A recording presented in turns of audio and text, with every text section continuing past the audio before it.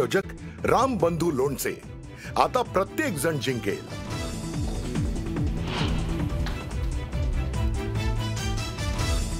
Supreme कोर्टाच्या निकालानंतर राज्य निवडणूक आयोग लागलं कामाला। 50% जास्त आरक्षण मर्यादा ओलांडणार नाही, राज्य निवडणूक आयोगाची माहिती।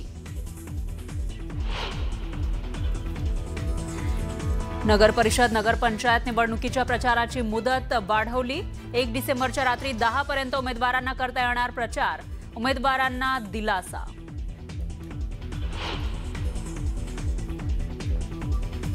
शिवसेना भाजप युती बाळासाहेब आणि वाजपेयींच्या विचारधारेची ही युती कायम राहील, एकनाथ शिंदेंचा रवींद्र चव्हाणांना टोला।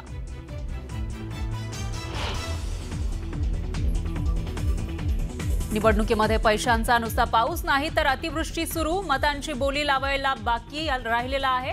राज्यकर्त्यांचा सत्तेचा माज महाराष्ट्र पाहतोय, उद्धव ठाकरेंचा सरकारवर घणाघात।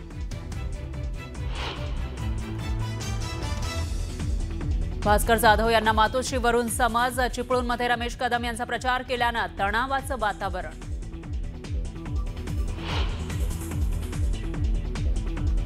नांदेडमध्ये बाजार रस्त्यावर विक्री करण्याला महापालिकेचा विरोध, भाजीपाला विक्रेत्यांनी घातला गोंधळ। आणि मुंबईतील कांजूर मार्ग डम्पिंग ग्राउंडमध्ये भीषण आग, अग्निशमन दलाकडून आगीवर नियंत्रण मिळवण्याचे प्रयत्न सुरू।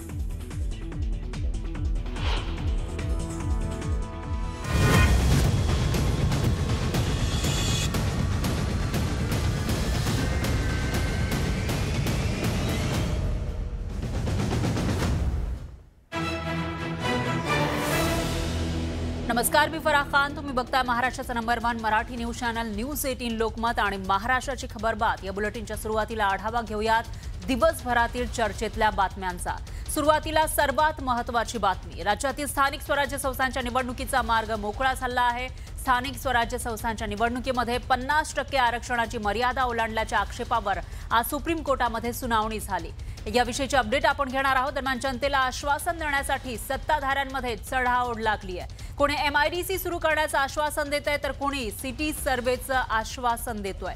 यावरून विरोधकांनी सत्ताधाऱ्यांवर निशाणा साधलेला आहे। दरम्यान स्थानिक स्वराज्य संस्थांच्या निवडणुकीमध्ये महायुतीमध्येच कुरघोडीचं राजकारण रंगलेलं आहे। रवींद्र चव्हाण यांच्या एका वक्तव्यावरून वाद पेटलाय, तर महायुतीचे नेते सारवासारव करतानाही दिसतायत। दुसरीकडे हर्षवर्धन पाटलांनी मंत्री दत्तात्रय भरणेंना चिमटा काढलाय, तर अजित पवारांना सुद्धा त्यांच्या गुलाबी जॅकेटवरून टोला लगावलाय। त्यामुळे प्रचारामध्ये भांग आणि कंगवा जॅकेटची चर्चा रंगलेली आहे। तर नाशिकच्या कुंभमेळ्यामध्ये साधू महंतांना राहण्यासाठी तपोवन परिसरात साधू ग्राम उभारलं जाणार आहे। आणि यावरून उद्धव ठाकरेंनी सरकारवर टीका केली आहे। भाजपचं हिंदुत्व हे धुतांड असल्याचं ठाकरे म्हणालेले आहेत। या सर्व बातम्या आपल्याला या बुलेटिनमध्ये सविस्तर रूपाने बघायच्या आहे। सुरुवातीला आजची सगळ्यात मोठी बातमी आहे ती म्हणजे सुप्रीम कोर्टामध्ये जी सुनावणी झाली स्थानिक स्वराज्य संस्थेमधील आरक्षणाविषयीची, ती बातमी आपण बघणार आहोत। राज्यामधील स्थानिक स्वराज्य संस्थांच्या निवडणुकीचा मार्ग मोकळा झालाय।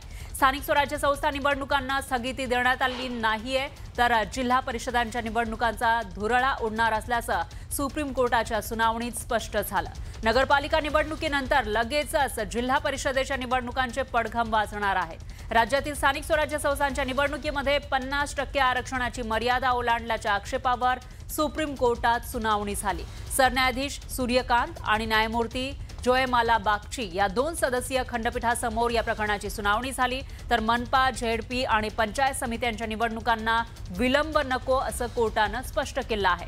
मात्र 57 नगर परिषदांच्या निकालामध्ये या प्रकरणाच्या अंतिम निर्णयानंतर ते निकाल अवलंबून राहणार आहेत। तर पुढील सुनावणी ही 21 जानेवारीला होणार आहे। मात्र काही ठिकाणी होणारी निवडणूक थोडी वेगळी असेल असं न्यायालयानं म्हटलेलं आहे। तर सुनावणीमध्ये नेमकं काय काय झालेलं आहे आणि सुप्रीम कोर्टानं काय म्हटलंय ते आपण ग्राफिक्सच्या माध्यमातून बघतोय।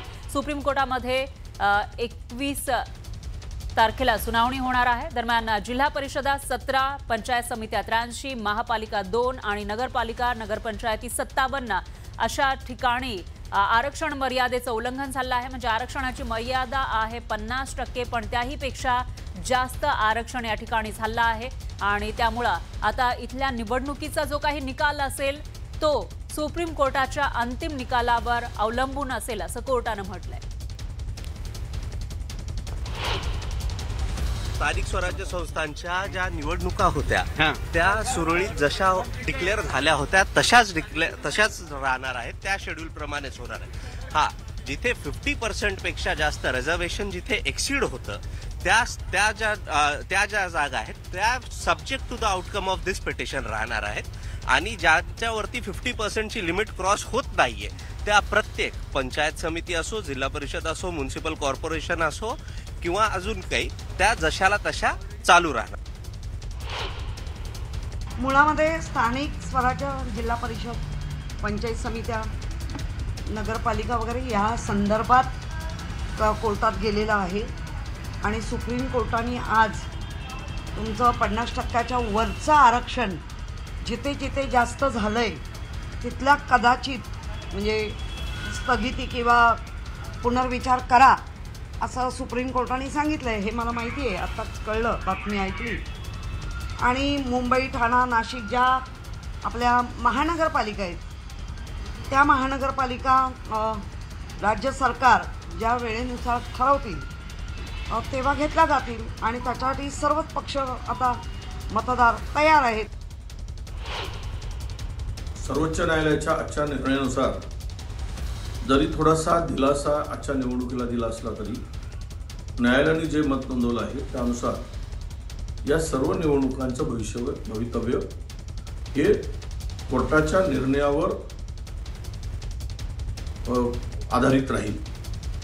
कारण कोर्टाने स्पष्टपणे सांगितलं की तुम्ही निवडणुका घ्या पण कोर्टाच्या निर्णयाच्या अधीन राहून घ्या, म्हणजेच टांगती तलवार ओबीसीच्या लोकांवर या निर्णयाने आता आम्हाला दिसते आहे।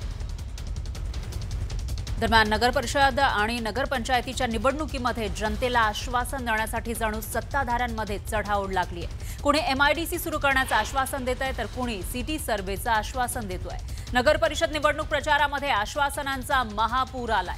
सत्ताधाऱ्यांकडून अक्षरशः खैरात केली जाते, त्याचा प्रत्यय जनतेला येऊ लागलेला आहे। सत्ताधाऱ्यांकडून एका फोनवर लोकांना मोठमोठी आश्वासनं दिली जात आहेत। संगमनेरमधल्या सभेत उपमुख्यमंत्री शिंदेंनी MIDCचं आश्वासन दिलंय, त्याचबरोबर रुग्णालयाचा मुद्दा मार्गी लावण्याचं आश्वासन सुद्धा दिलं। यावेळी त्यांनी भर सभेतून उद्योगमंत्री उदय सामंत आणि आरोग्यमंत्री प्रकाश आंबेडकर यांच्यासोबत फोनवरून चर्चा केली। पण यापूर्वी दिलेल्या आश्वासनाचं काय असा प्रश्न जनतेला पडलाय। उदय सामंतजी, मी इथं पांढरकवड्यात सभेत आलोय। लोकांची मागणी आहे, इथे रोजगार नाही मिळत, इथं MIDC पाहिजे, जागा द्यायला तयार आहे।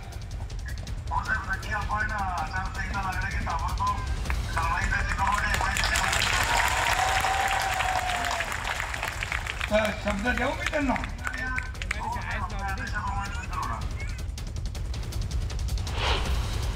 उदय सामंतजी, इथं अमोल खताळच्या संगमनेरला मी आलोय आणि त्यांची मागणी आहे MIDC पाहिजे।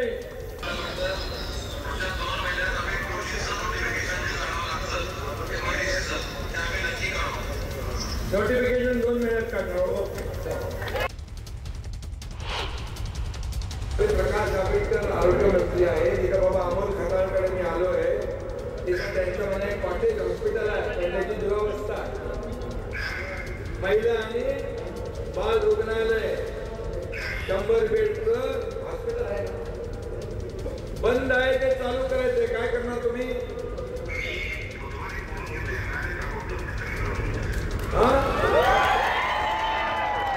अमोल खताळ यांना बोलवा आणि त्याचं बघा, इथं लोक हजारो लोक आहेत आणि तुमच्या पक्षाचा प्रमुख इथं शब्द देतोय। तर भाजप आमदार प्रवीण दरेकर यांनीही याच स्टाईलमध्ये मतदारांना कोणतं आश्वासन दिलं पाहूया।